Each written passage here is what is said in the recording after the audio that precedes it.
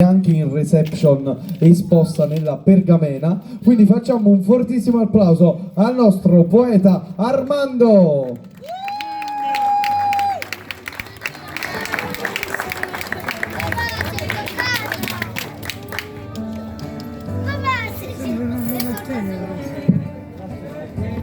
Io prima di iniziare volevo fare un applauso a questi valenti giovani, a tutto lo staff dell'animazione, perché ci hanno resi lieti questi giorni e renderanno lieti ancora gli altri che verranno, altri ospiti.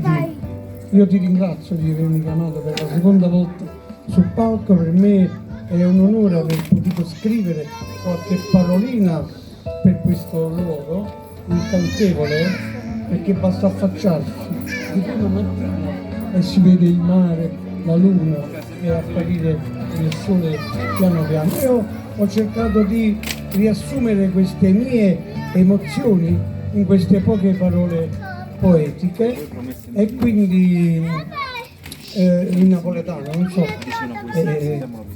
chi non è napoletano, ma comunque si capisce sicuramente. Grazie. Chi non è napoletano ce ne fotte cosa.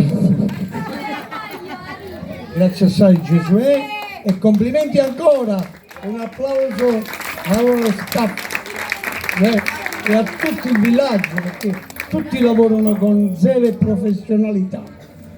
Quanto mi sembra da... Allora,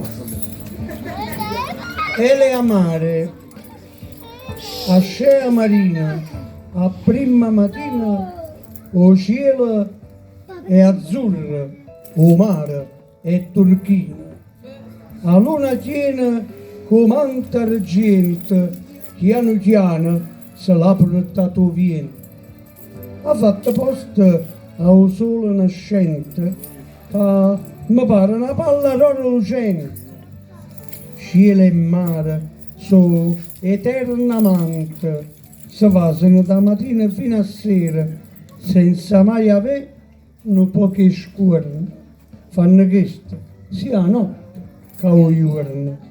O sole a sera scende a mare, cagna veste all'innamorata, e il colore che è il colore più bello che nessun pittore può mai pittare.